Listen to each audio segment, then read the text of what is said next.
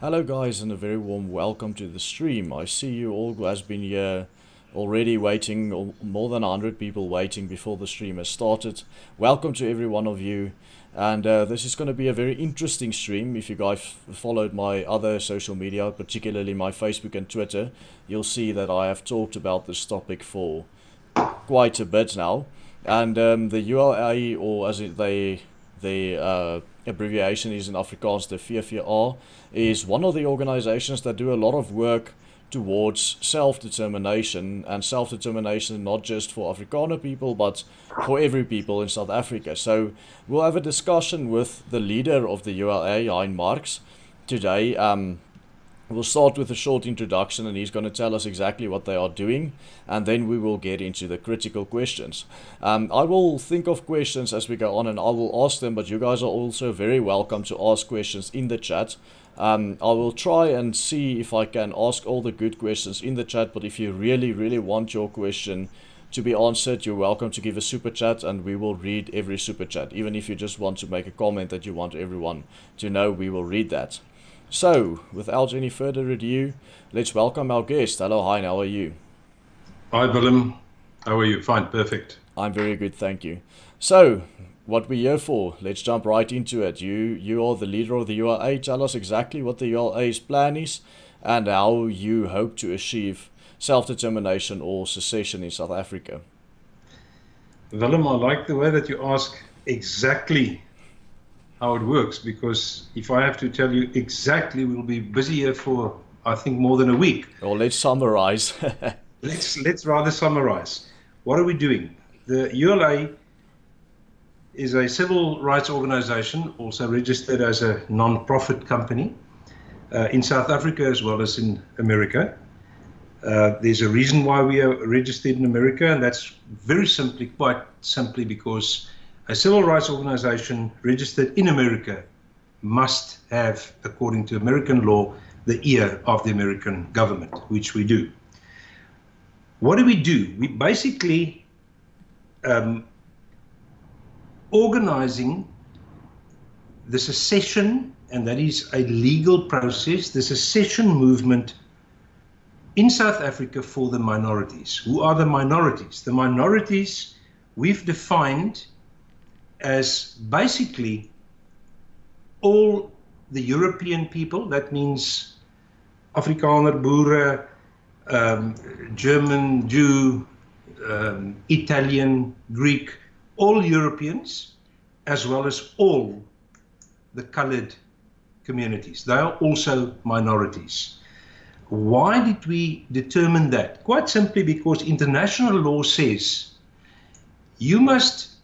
your group of people, they don't talk about a volk or nasi in international law. They talk about a group of people.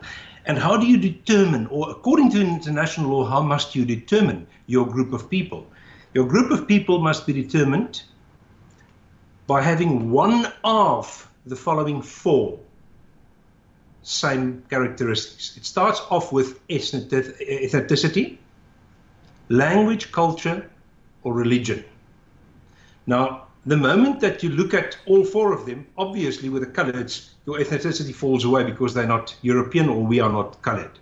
But interestingly enough, more than 80% of all Europeans, that includes your, for instance, Jewish people,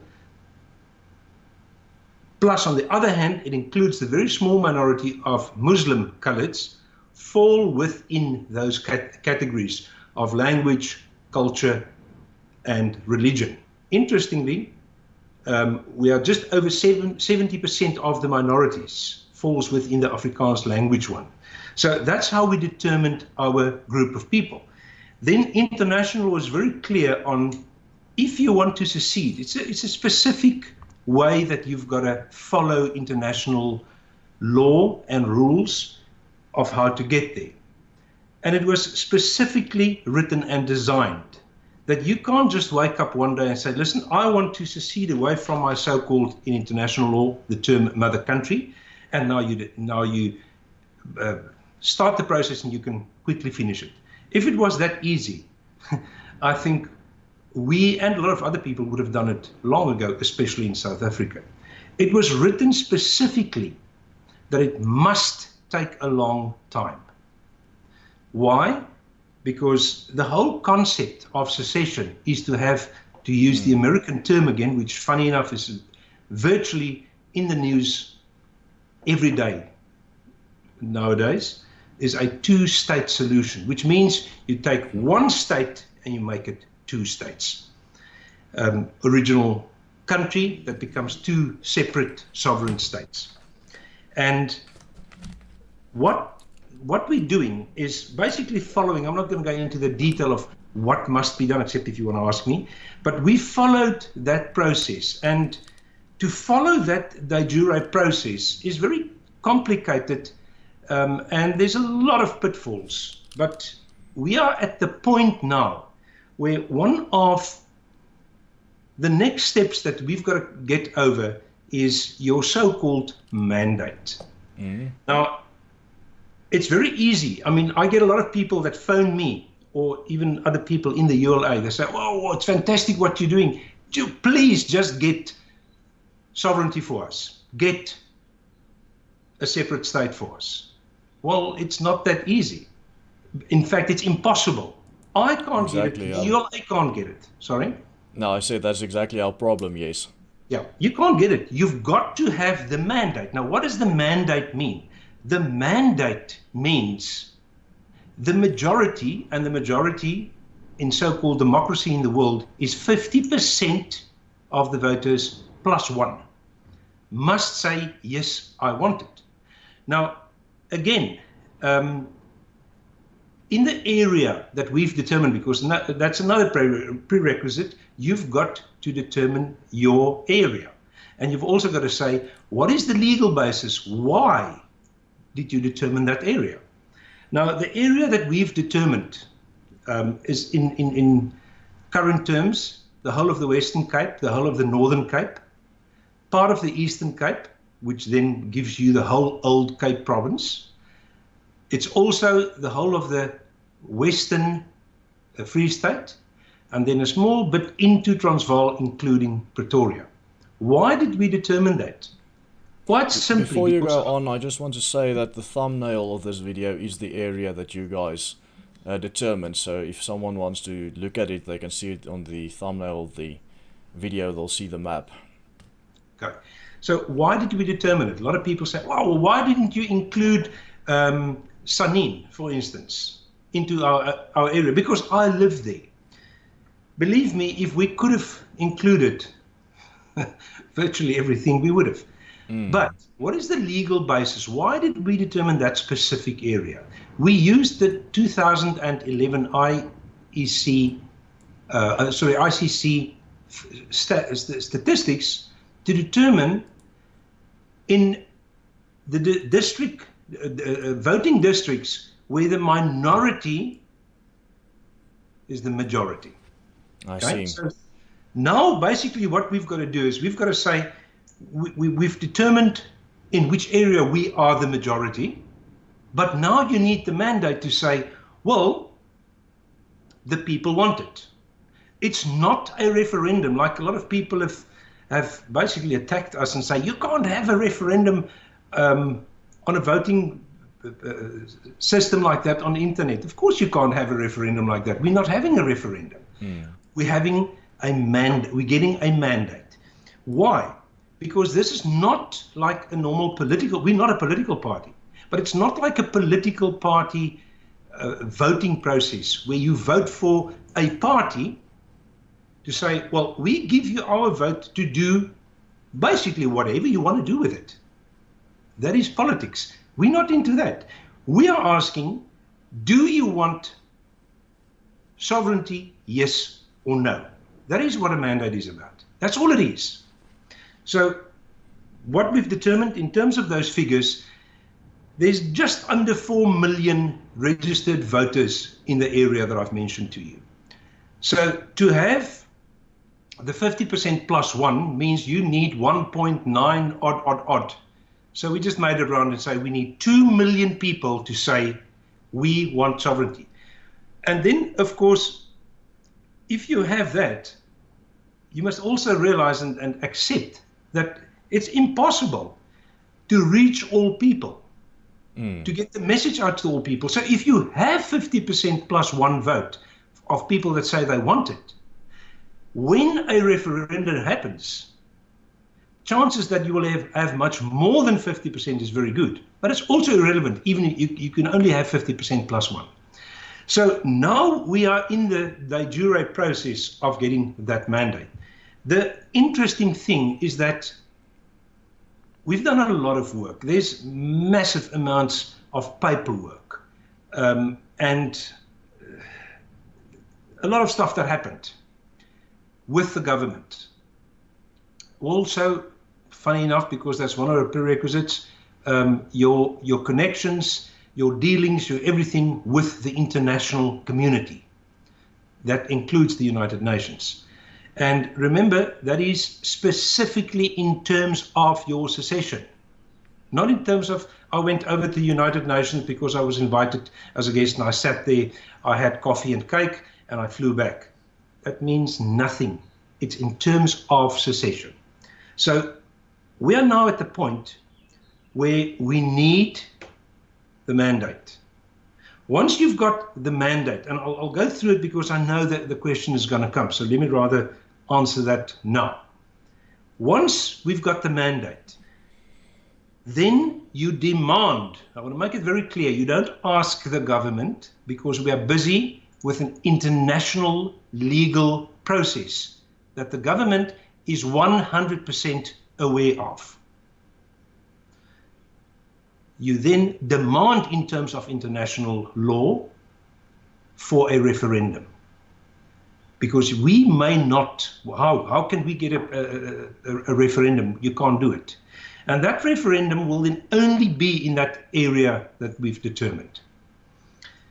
Now, if we ask the government or demand the government for a referendum, again, another question that's going to come up, but they will never give it. We know they're not going to give it.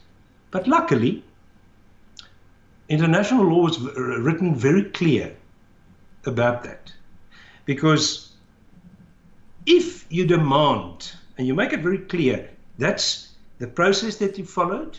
And remember, international law goes much further. That's why I say we can talk a week about this.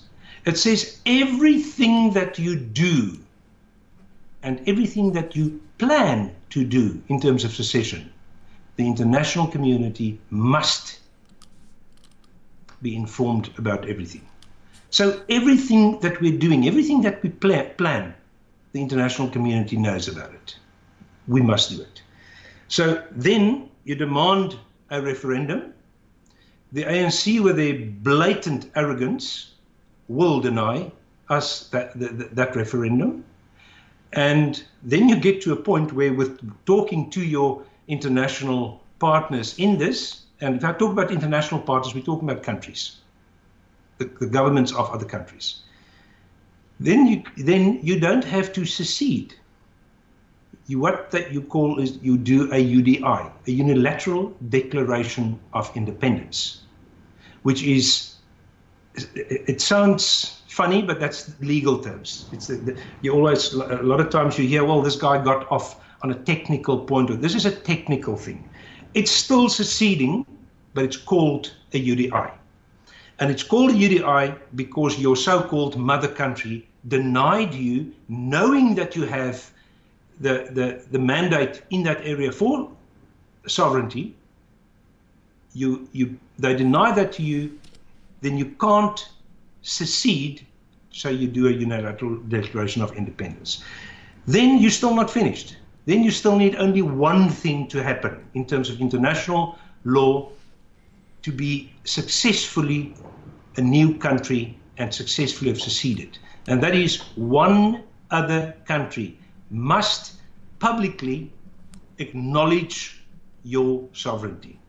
Once you've done that, you are then automatically, it's like the flick of a switch, when that happens, you are then a sovereign country. That's what we're doing at this stage. I'll just get to the questions now. I'm just writing the last point here. which I made some notes while you were talking, so I can ask these questions. Just before we start with this, now we are open for questions. I'm going to ask my own questions that I wrote down here, and you guys are also very welcome to ask questions in the chat. As I mentioned before, if you really want your question answered, then you can do it via a super chat, and we'll definitely get to that. Firstly, Hein, you said that you needed a mandate and you wanted roughly 2 million votes. So you've got a website there. I think it's voteforselfdetermination.com. Is that correct? No, Sorry, what's the website? no. There are two websites. The one is voteforselfdetermination.co.za. .co.za. That's what I was talking about. So And your mine website is ULA Congress with two S's.com. All right. So you already started collecting data on people who would possibly give you this mandate. How many votes do you already have on that website? At this stage, we've got 200. We'll call it 223,000 votes. 223,000 votes. So about 1.8 million to go. So tell me then, do you have any country that have expressed interest to support a unilateral declaration of independence in South Africa? Well, they don't support. It's the same thing. That's why it's technical. But theoretically, they support secession. Yes, we've got more than one. Can you name any of these countries? No, because that is a very difficult thing to do. Why? Because remember, we are not a country. Okay. We are supposed to, and that's part of international law, that you must prove, which we've done. You must prove that to the international community, and it actually says that you are able to go into contracts with other countries. It basically means you can't have a lot of monkeys doing it.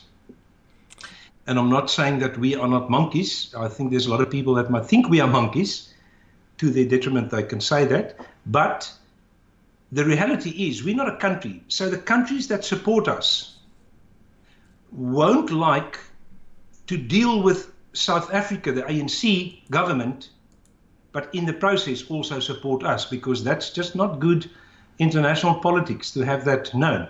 Yes, I think 99% of the people that might listen tonight will know who those countries are. I see. So, but you can't name them. Well, we don't want to divulge, because your question is very direct. I understand. Just tell me, so you're taking the route of international law, and you say that you guys have studied this international law very deeply, and you know it by hand, and you know that I presume going through the United Nations, you will get the support for a referendum, which the ANC will deny. But there are many other peoples all over the world. There are the Basques and the Catalonians in Spain. There are the people from South Tyrol, the German-speaking Italian population.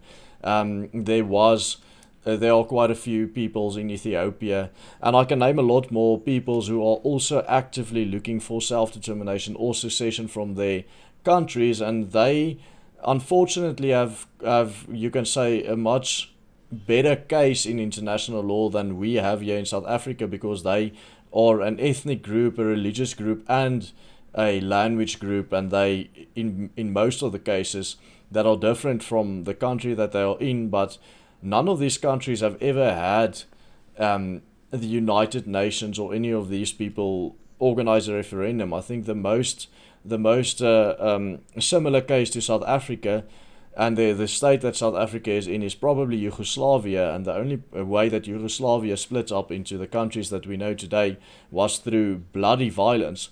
Why do you think that the ULA's method will be different from any of these peoples over Europe and Africa that also want the exact same thing? Willem, okay, firstly, you've mentioned the Basques, the Catalonians, South Tyrol, by the way, they don't want self-determination because it's just, there's no sense in it. Do they join back to Germany or do they go to Austria? The point is, you said that they've got a better chance than in South Africa. I said a better case.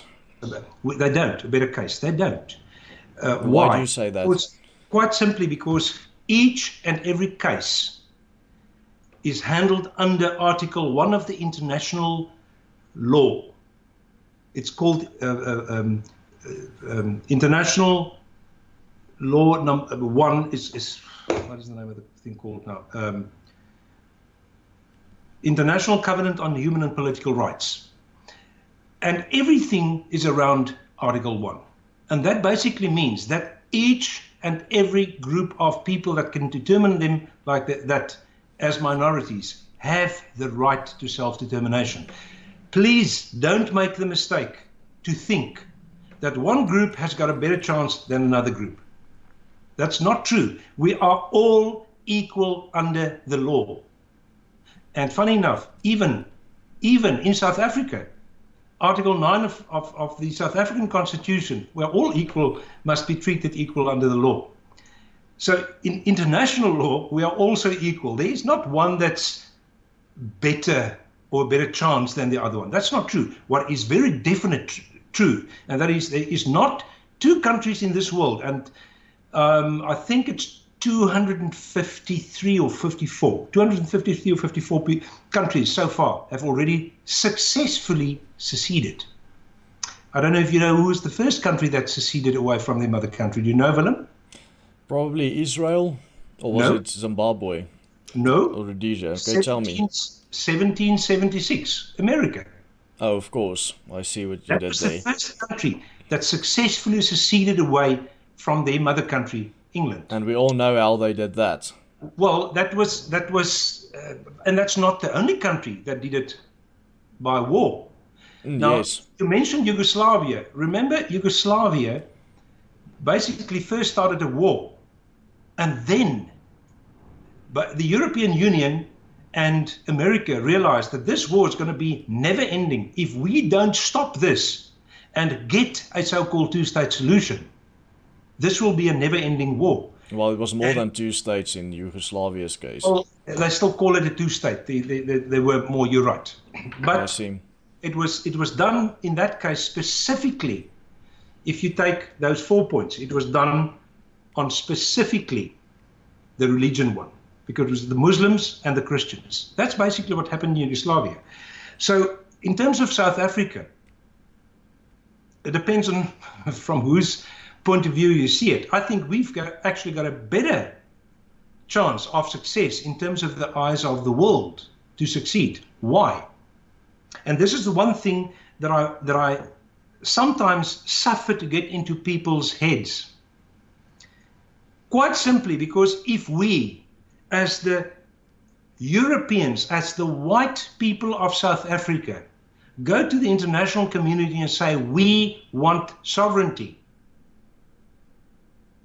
I think chances of success is less than 1%. Why? Because we just can't get away from the era before 1994. Exactly. Unlike de Klerk that said the other day that apartheid was not crime against humanity, I don't say I agree with it, but the point is it was declared a crime against humanity. So exactly like the Nazis, the whites of South Africa fall in that same category in the eyes of the international community. So what are we saying? We're saying we are not doing this as whites. We are doing this as minority groups, including coloreds. But no, we do not want a new, call it apartheid state, where we will govern the coloreds, or the coloreds govern us for that matter. No, we want a very clear, perfect, confederate system. The closest system in the world currently running that's a confederate system is the Swiss canton system. Each and every confederate state is actually totally sovereign. And they've got, their central government is very, very small.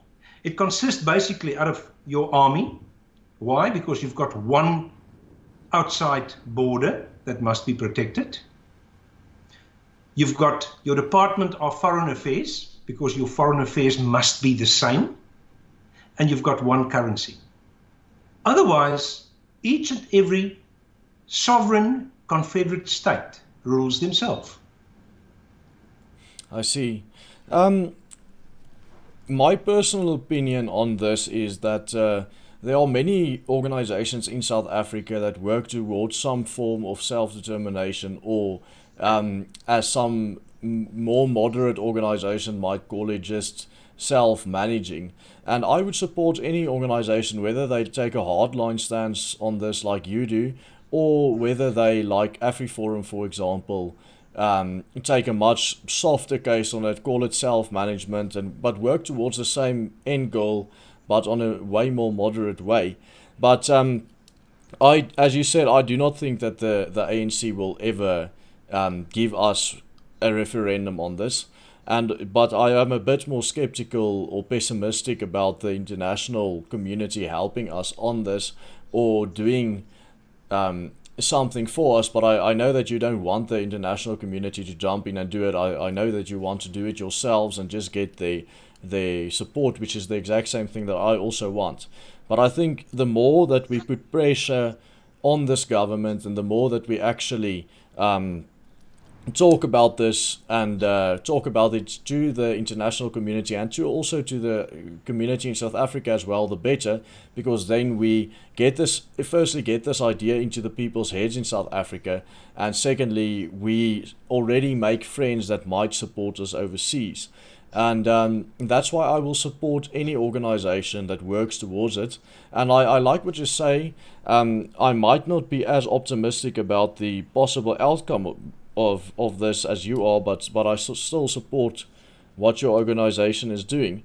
Just a very serious point is that if there is a unilateral declaration of independence or some form of secession from one side, don't you think it will lead to a very bloody war in South Africa? And are you prepared to comment on what will happen, and what will the ULA's part be in such a thing? Okay, let me answer you on that, and I'll quote international law for you. Remember, I told you earlier that if you either secede or alternatively have to declare a unilateral declaration of independence, you do it in cooperation with at least one of your international partners, but most probably with more than one. So what does international law say? International law makes it very clear. And remember one thing, international law wasn't written for South Africa or for the problems that we've got now. It was written in fact, they started writing it very, very long ago, and they started basically getting it to a better practical law, which by the way is very flexible at the moment. Why? Because all countries differ after 1945. But what does it say? International law says, once you have successfully seceded, now remember, successfully secede means another country have accepted and acknowledged your secession, which means you are now an independent country. It says two things. It firstly says, I don't know if the listeners know what the Geneva Convention says, but the Geneva Convention is actually very clear in terms of things that you may not do when you've got a war. That is what the Geneva Convention is all about. Bearing that in mind, international law says once you've seceded, and I will quote it, then you may defend yourself in any way possible. What does that mean?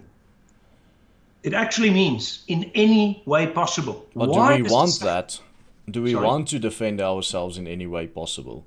Well, the point is, if you're getting attacked, what are you going to do? Are you going to defend yourself, or are you going to just be slaughtered?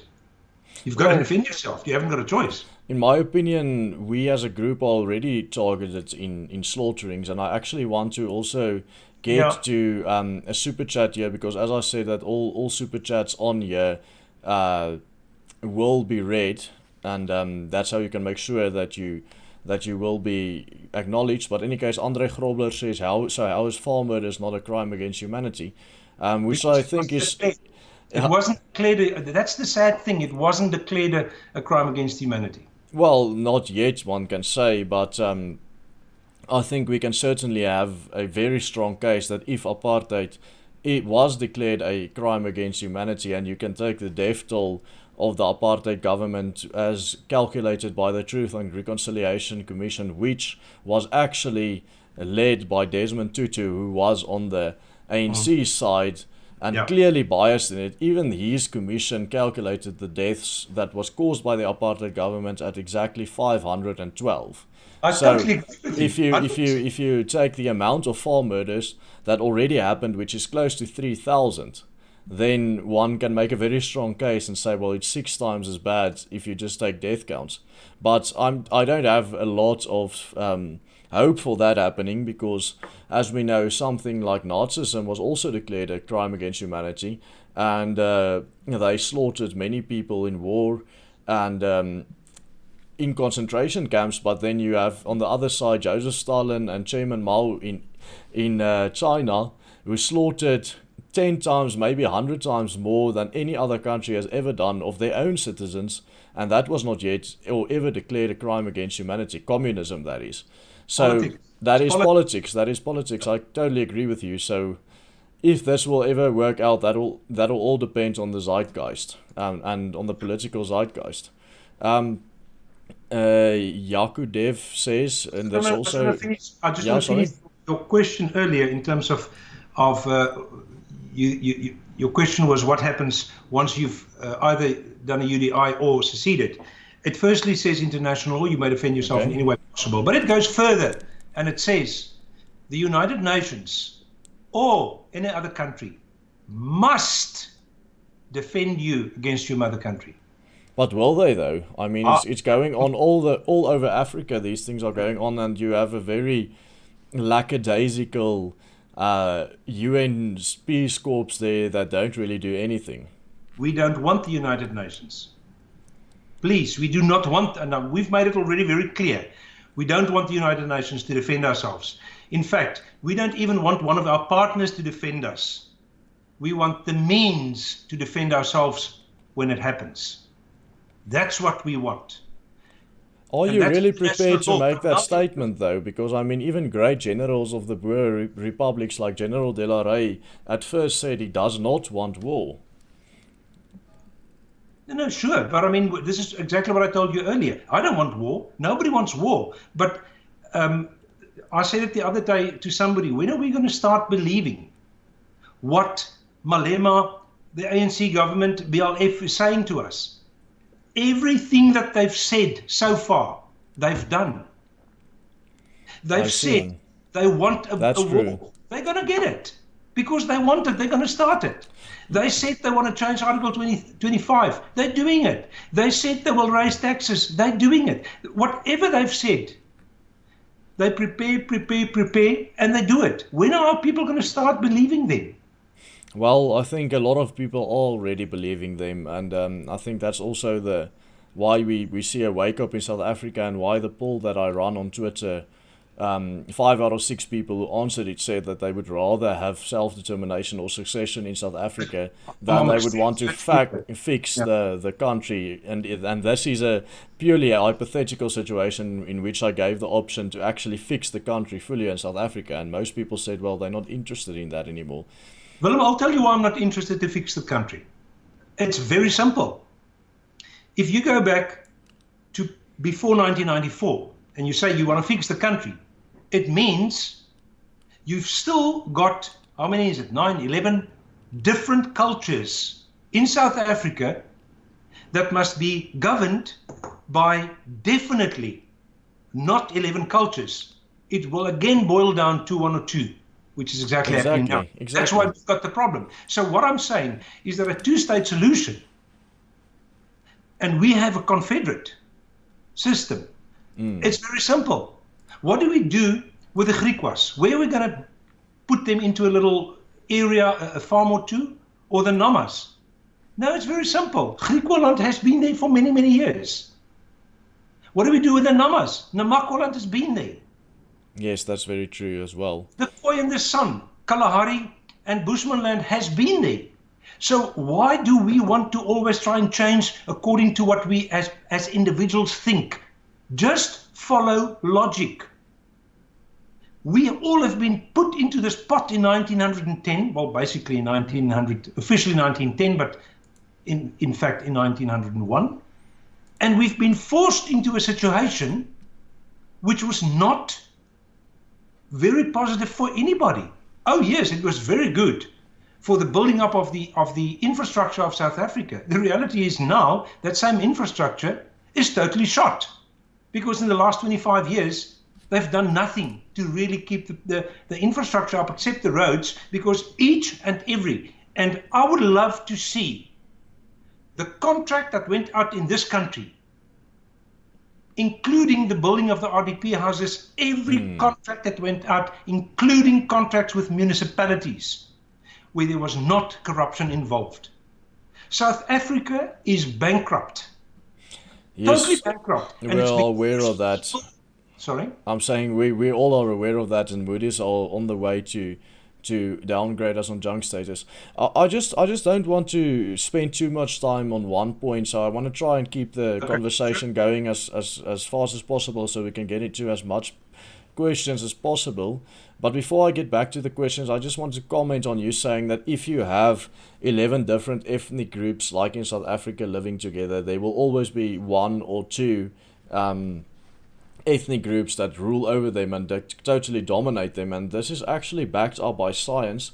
I had a conversation on Twitter the other day about this, and I pulled up a scientific study from Canada that I read. It's called The Evolutionary Dominance of Ethnocentric Cooperation, in which they used computer simulations and models to simulate a situation in which two or more ethnic groups live together, and they found that the most ethnocentric group in that multicultural society will always dominate the others. So there's no such thing as a liberalism in such a country where you say everyone just lives together in a humanitarian country. It just takes one group to be more ethnocentric than the rest, and that group dominates everyone else. And that's exactly what happened in South Africa from its start in 1912. You can say from 1912 to 1948, the English people in South Africa completely dominated the country.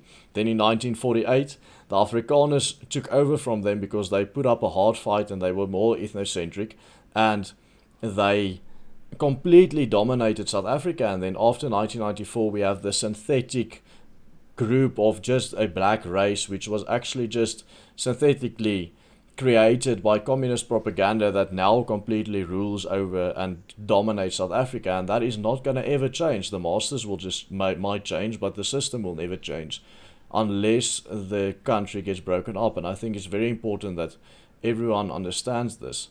I just want to get to another super chat that we have here from Yaku, who says, what if you buy property outside the area that the ULA has laid out, or you already have property there?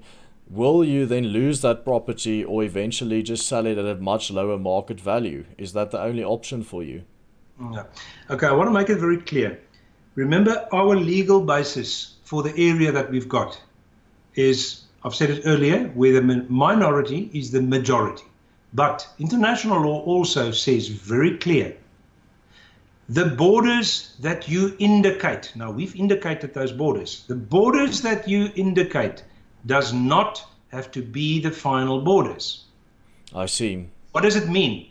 Very simple. Go and look at Israel. Israel is, I think, 8 times bigger than when it started off in 1948. So that boils back to the will of the people. The will of the people will determine, is that area in or out? But practically, let me answer Yaku on his question.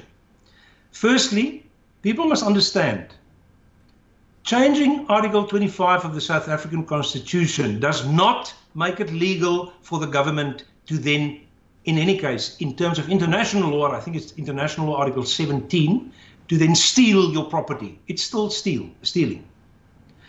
So, if those people, let's take an example. Let's say, for instance, Sanin. Again, I take Sanin because it's way up.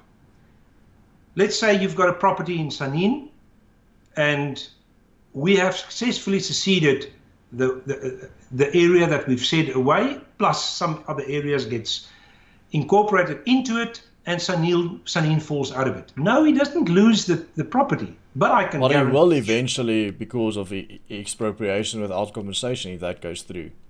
No, no, no. What happened in Zimbabwe? You must understand one thing. I think it was 2 years ago, America and England started saying Zimbabwe must give the farms back.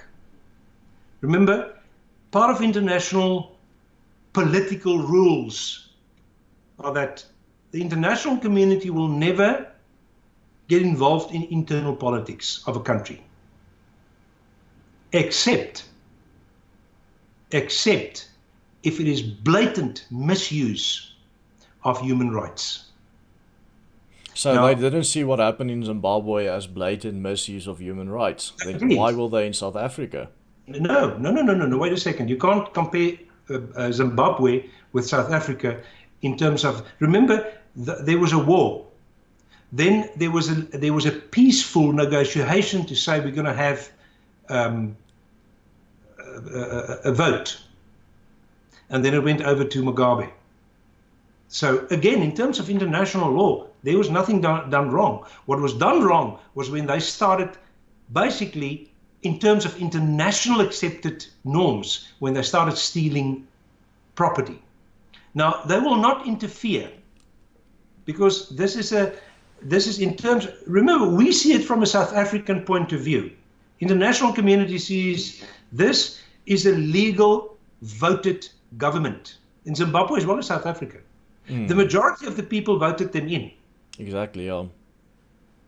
We're not there. We are not there at all. What we are saying is we want to secede. We are following a specific set of legal rules for secession. We're talking about two totally different things here. Remember, and I wanted to come back to that, in terms of another country helping us. December 2018, Donald Trump signed a law into effect, Law S1158, the Elie Wiesel Prevention of Genocide Act. Go and read it. Please, people, go and read it. It was written with a specific idea that Rwanda will never happen again. Rwanda is still a big problem for the world to accept that the United Nations actually took their guns and whatever they had, and they ran away and they left the people. But why would the international media, who's controlled by the same people, go on about it? So they just leave it. But Trump is a different kettle of fish. And he said, this will never happen again. There is a potential genocide going to happen in South Africa. Why? Because Dr. Stanton, many years ago already, I think it was 2012, already said that out of the 8 stages of genocide, we are already at stage 6. Now, something must be done to stop this. And the only thing that they can do, they can't just run in here and say, right, now we're going to sort this out for you. It doesn't work like that. Exactly, yes. They want the people of the country. They want to know what is the will of the people. The sad thing, Willem, is that where we stand today with 223,000 votes, it effectively is telling the world we don't want self-determination. That's the reality. Exactly, that is true yet, or at this moment, but it is something that I think will change as things get really a lot worse in South Africa, because I think at this stage people are still way too comfortable to even, or many people are still way too comfortable to even think or consider about this, but it is starting to change now. I think we are at a point where people's minds are changing. Alright, we just have 15 minutes left if we want to keep this an hour, so I'll try to get questions out of the chat and we'll try to answer them as briefly as possible. So if you want to ask something, now is the time. But before we start with that, Hein, just tell us again where we can reach you, what the websites are, Okay. and why what each one is for, and then I'll put them in the description as well. Our main website, where there's a massive amount of information, is www.ulacongress, with two S's.com. And the other one is www.voteforselfdetermination.co.za. But that one will take you back to ULA Congress in any case. Oh, is it? And I'm just on the website right now. I see on the home page there's already a place where you can register to Your put your mandate. name behind the mandate for self-determination. So I'm just going to put that one link in the description then, so then people can find that. Let's see if we've got any questions in the chat so far. I'm just going to read this. Yeah, there's one question, Hein. What do you think are the chances of a civil war happening before any of these things that you are planning goes through? And if so, when do you think will something like this happen? Willem, we've done not one, we've done many surveys. And at this stage, it looks, and remember this is not official, but it looks as if the chances of a civil war in South Africa, and then we're forgetting of what the EFF and the BLF and the presidents of South Africa dance and say kill the Boer. We're not talking about that, we're talking about surveys. If we only look at surveys, we are standing at 68% for a civil war. Now, if you look in terms of international accepted norms, if your chances of a civil war is above 20%, then you've got to start preparing.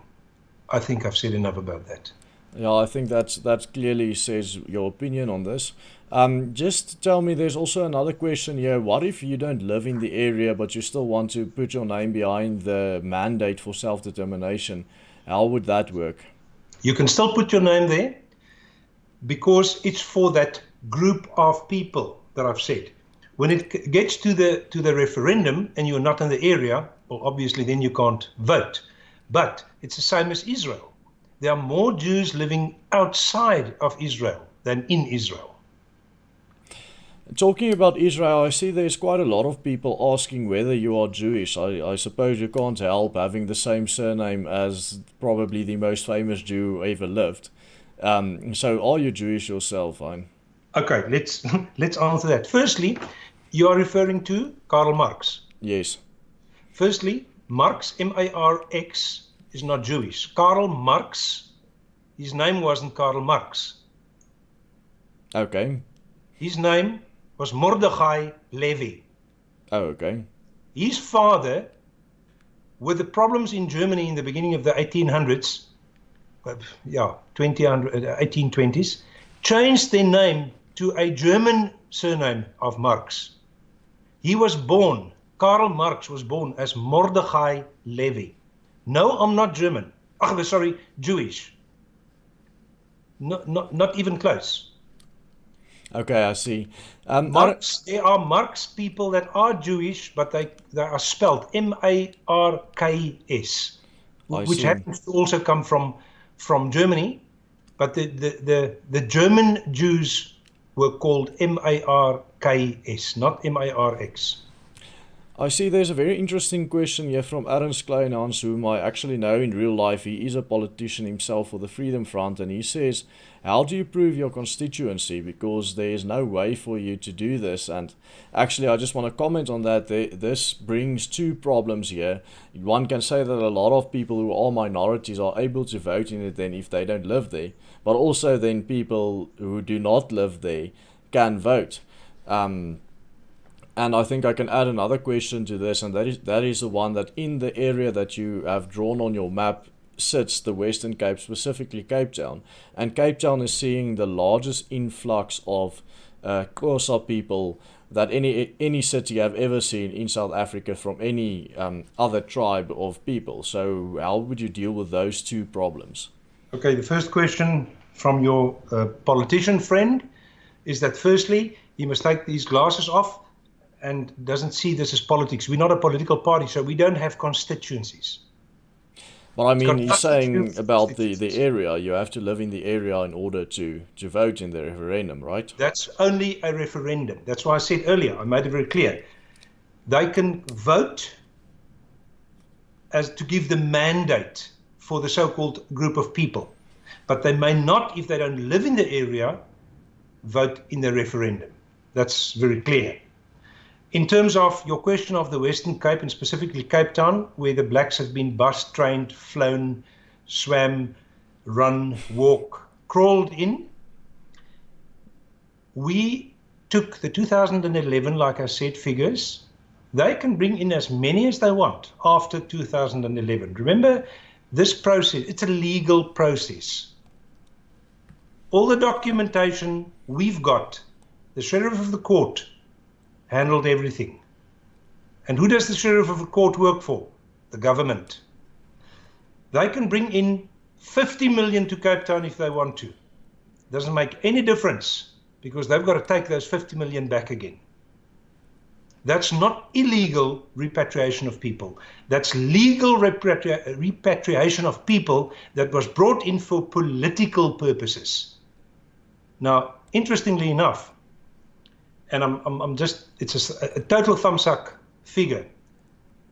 All the blacks that are in all the towns in South Africa where they've never been before 1994, I would say that at least 85% of them have been sent there for political reasons, if not more than 85%. And what is the political reason? To vote those towns ANC. And Nothing the province as well, of course. There are two questions that I'm going to ask into one question. The first one's very simple. What do you think of the Zuidland group? We all know about them. They are the people who worked with the so-called king of the Khoisan, Cornelius. And then the other question, which is a bit more complex, is AfriForum is also working towards self-determination, but their strategy, as set out in Flip Base's book, is the Ankerdorp strategy, on which they are working, and they also have 240,000 members. So could you comment on both these two groups and what your opinions are on them? Willem, it goes much further than those two groups. There are more groups. I'm aware of that, yes, but those are the questions, yeah. There's much more. We've made it very clear, and in fact, I've signed, I think, 2 statements last year to make it very clear. Remember, we are not an organization in terms of politics. People see it wrong. We're actually nothing else than a legal process group. I made it very clear. We are willing to work with any person or any group that legally works towards self-determination. So that's your question, not only for Zuidland, for anyone. I see, yes. That's for anyone. The next question in terms of Solidariteit's 30 towns, it's actually a much more complicated question and answer than just what you've asked, because it's a very noble idea to say, well, let's identify 30 towns or cities, get the whites to populate them, we control them, but he never said what happens afterwards. So, but what who controls them? Sorry? Who controls them? No, he's basically saying the whites must then control. Oh, I see. So what I'm saying is that Flip Base is actually saying nothing else than he wants internal self-determination. Now, internal self-determination is nothing different than Orania, for instance. Orania, which is a beautiful town, I love it there, I've been there many times. Interestingly enough, they've got a virtually no crime rate there, very little. But the reality is they don't have freedom. What freedom do they have? They may not even generate their own power because they still fall under the ANC government. If, let's take an example, and don't say it can't happen. That's unfortunately part of human Human nature. Let's say there's a murder. Who's going to investigate it? Well, the South African police, the Of course, ANC. yes. And that's not But something that would be ideal, as we know the police is exceptionally corrupt and also exceptionally bad at doing their jobs. so what I'm saying is that it's very noble to say, send our people to 30 cities. My question is, what then? Where is our self-determination? Where's our long-term future? I'm not only thinking of myself, I've got a couple of years left. Of course. What happens to my children, their children, their children? We've got to find a long-term, as long as possible, a long-term solution. And I've looked at this, and I'm not the only one that looked at it. Yes, I There know. is no other solution than sovereignty, where each and every group of people can govern themselves. We can't do it. Just practically think. Let's say, for instance, let's take take George, which is a city. I think George is on Philip Base's list as well. Okay? So now we take George and we attract thousands and thousands and hundreds of thousands of whites to George. What is the logical thing that will happen next? Well, The blacks will come as well. of course, because they're we've blacks. seen that process happening all over again in South Africa. Exactly. So it's a total futile exercise. Yes, I hear what you're saying. I just want to comment, and I want to say that while I did read Philip Base's book, The Road to Self-Determination or Self-Management, I'm not sure if you read it yet, but he actually, one wouldn't say he explicitly says the exact same things that you say about sovereignty, but he hints to it a lot. And I think everyone who knows politics in South Africa will know that both AfriForum and the Freedom Front Plus, who come out of the same group of people, play a very moderate and politically correct game. Now, I think it's something that opinions won't really change on this, whether you think that a more hardline stance or a more moderate stance will work. But I'll just end that off here with Jaco. He gave a super chat. He didn't ask a question, but he just made a statement. But as I said, I will read all the super chats. He says self-determination will only happen once a people value their life more than their assets, which I agree with completely. Yeah, But I agree. he also says there, but that he believes that AfriForum is the best way forward for the Afrikaner. So let's just get back to questions again.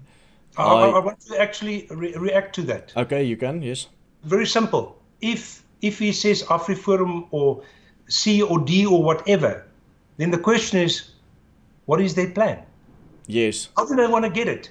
What are they doing? Because to secede, to have sovereignty, you've got to follow international law. There's no other way to do it. Yes. And the reality is that the ULA is the only organization that not only have started it nearly 8 years ago, but that's at the point where we are. If any other organization wants to start it, they are 8 years behind. Exactly. So then the question is very simple. Why don't we just all work together? Or is it about positions or money or whatever? Because the reality is there's no money involved in the ULA because we don't take money. If people want to donate money, we take it. We don't even keep it. It stays in the ULA's attorney's trust account. Why? I see. Because I don't want people to turn around and say, "Oh, Hein, I see you've got a new bakkie, or you're building onto your place. Very nice, huh? Seeing that I don't want that, and I don't need anybody else's money. I work for my money. I've worked for myself for 39 years. The question, and I'm not talking specifically about AfriForum here. I'm also talking about them. It's very simple. What is the plan? How do they want to get our sovereignty, or don't they want our sovereignty? And that's the million-dollar question. Do they want our sovereignty? And if they want it, what have they done about it? And I'm talking about here, not, as I say again, not only AfriForum, I'm talking about all the organizations. And I've said it in this program so far, I think 3 or 4 times. I will say it again. Guys, let's take hands. Let's stand together and get the solution quicker than we want. Why? We don't have time. Exactly, I I think agree with you fully there. it's very clear. There is a civil war coming. In one way or the other, it's coming.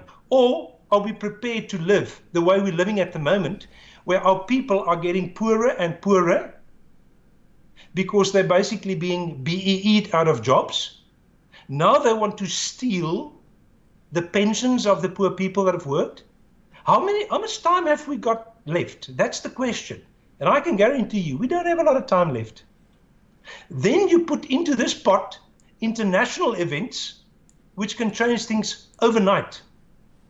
But no, it's much easier to rather fight with each other, to rather attack people or individuals like myself. I'm being attacked every week. Why? I'll tell you why I'm being attacked. Because we're doing the right thing. Because we are not chasing money. Because we're not promising things that can't happen. We make it very clear, and I've said it earlier in this program. If we do not get the votes, we will not get independence. It's as simple as that. I think we covered basically everything that we could cover in an hour, and I think it was a very, very fruitful conversation. So I'm going to end this off here, but I'm just going to give my personal comments on this whole situation as well, and what I believe, and the conclusion that I've come to from studying organizations like yourselves and studying the situation in South Africa for quite a few years now already. And my personal stance is just that we want to support, or I myself want to support, any organization who works towards something better for everyone, or every people in South Africa, and specifically people who work towards self-determination, because I believe that is the only solution for South Africa. And whether they take a hardline approach to this or a legal approach to this like yourself, or whether they take a moderate approach to this, they all have my support. I support Solidarity and the things that they are doing. I think they are doing an absolute wonderful job with the universities that they are building, and also the Ankerdorpe idea and the boots on the ground idea, the idea of a new commando corps or a Beurtwacht system. I think it's also something that is brilliant, and I think any organization who works towards this will get my support as well. But in any case, Hein, thank you very much for coming up on this. I'll end the stream off here, and goodbye to you. Thank you, Willem, and thanks for the opportunity to get the message out to our people to go and vote. Simple as that. It doesn't cost anything, nothing. It can't bring anything negative, but it can definitely bring something positive. Thank you, I appreciate it. Thank you very much, Hein. And to everyone who watched this, I also thank all of you. And if you've joined this conversation a bit later, we've discussed a lot of things in detail, not just about the ULA and their strategy, but also about self-determination and South Africa in general. It was a very, very interesting and fruitful conversation, so I would recommend you watching this video later. And also, if you want to receive updates from us and our videos, you're welcome to send your name and preferred language in which you want your updates to +27 71 567 7162. Thank you very much for watching, guys. Goodbye and